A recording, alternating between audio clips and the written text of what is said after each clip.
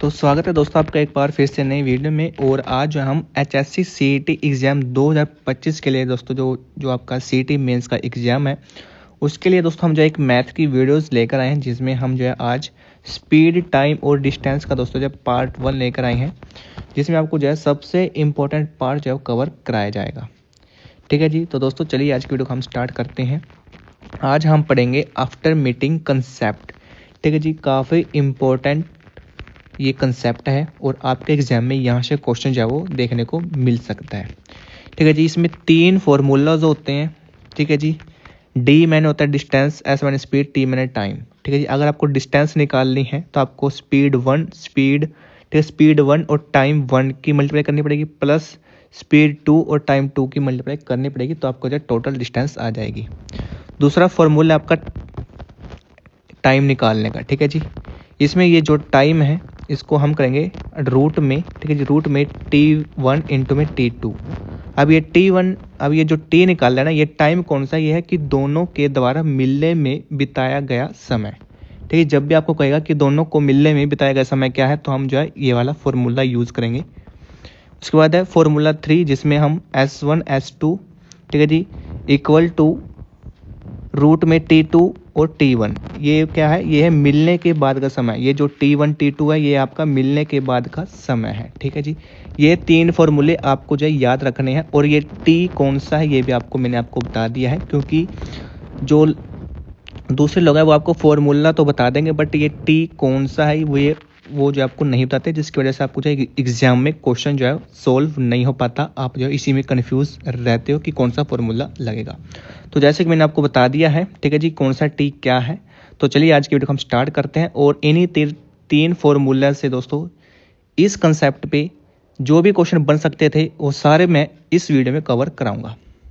तो जो पहला क्वेश्चन आपका वो है कि 2 बसें एक ही समय में दोनों जो है वो, ठीक है जी, 2 बसें जो कि एक ही समय में दोनों जो बसें हैं वो एक दूसरे की ओर जो है वो चलती हैं, और पार करने के बाद उन्हें अपने गंतव्य तक पहुंचने में जो है वो 6 घंटे 40 मिनट और 3 घंटे 45 मिनट जो लगते हैं, तो उनकी गति का अनुपात ज्ञात कीजिए।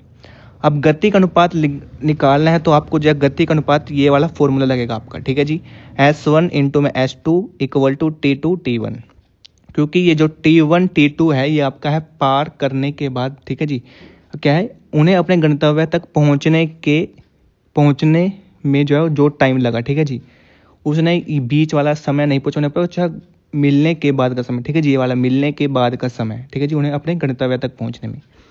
तो क्या है, देखो S1 S2 हमको निकालनी है, उनकी क्या है गति का अनुपात निकालना है, यानी कि S1 S2 निकालना है। तो फॉर्मूले में S1 S2 ठीक है, और इक्वल टू हमको जो टाइम दिया हुआ है, टाइम क्या है हमारे पास 6 घंटे 40 मिनट। ठीक है, तो 6 घंटे है ना हमारे पास, 6 घंटे और 40 मिनट।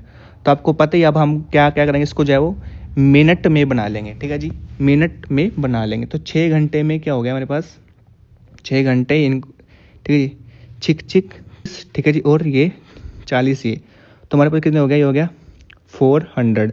तो 400 क्या हमारे पास मिनट आ गया, ये T1 हो गया। और T1 कहाँ था, नीचे। ठीक है जी, उसके बाद है 3 घंटे यानी कि 6 3 18, 180 सेकेंड हो गए, 180 सेकेंड और 45 ये हो गया। ठीक है जी, 180 ये हो गया और 45 ये हो गया, तो हमारे पास आ गया 225 मिनट। ठीक है जी, उसके बाद रूट करना है, तो आप 225 रूट होता है हमारा 15 का, और ये जो 400 है ये होता है हमारा 20 का। ठीक है जी, 20 का वर्गमूल। उसके बाद हम इसको काटते हैं 5 3 15, 5 का 20, तो हमारी जो स्पीड का रेशो आ जाता है यहाँ पर 3:4। ठीक है जी, नेक्स्ट क्वेश्चन आपका कि 2 कारें हैं।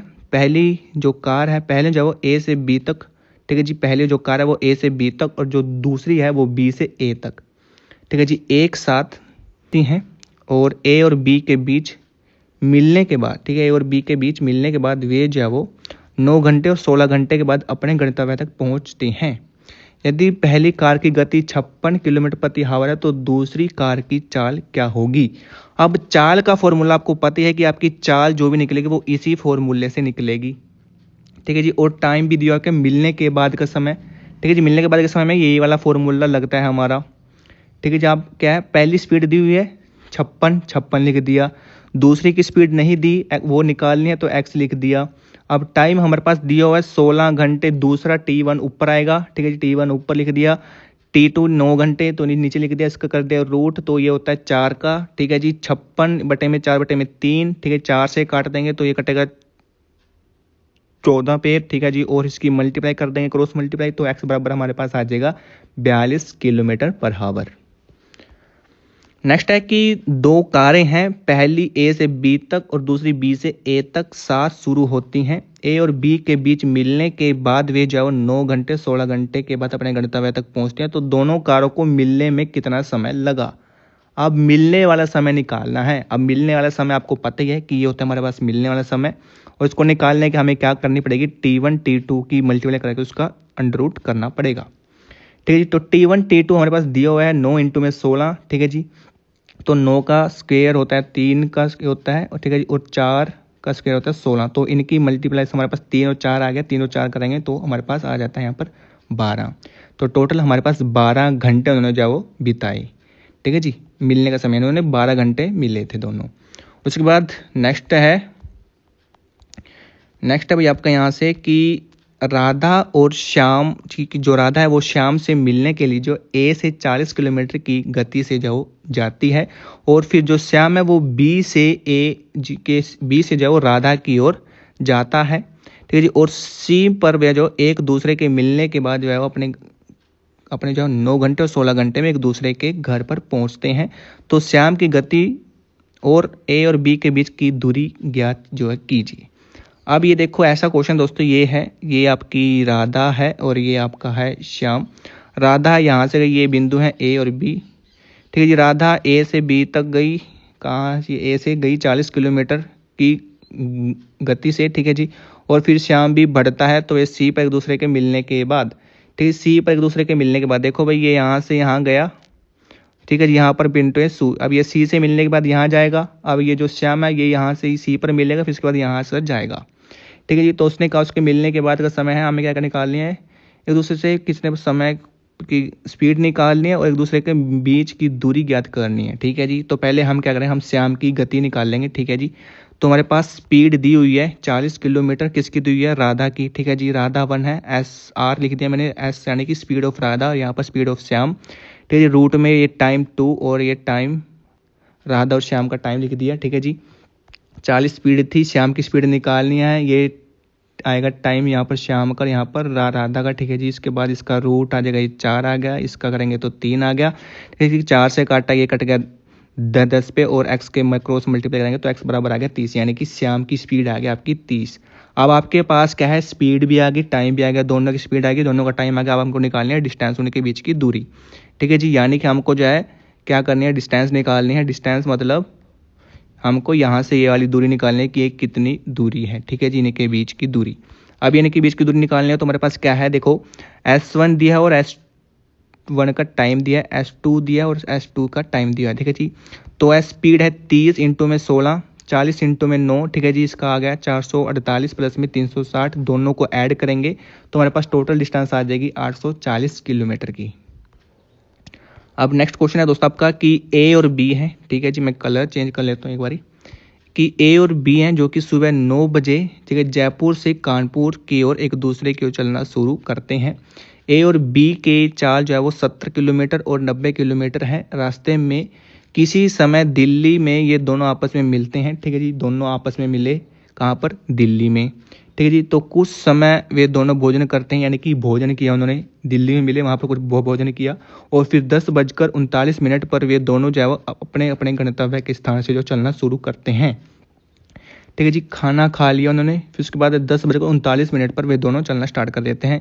यदि ए जो है वो 12 बजे और 27 मिनट पर जब पहुँच जाता है कहाँ पर, कानपुर, ठीक है जी। ये दोनों ने जो कितना समय एक साथ जब भोजन पर बिताया, अब वो ये कि बीच में वो दोनों बैठे थे तो उस समय उन्होंने कितना जो समय बिताया। अब आपको पता ही है कि उन्हें कितना टाइम लगेगा, ठीक है।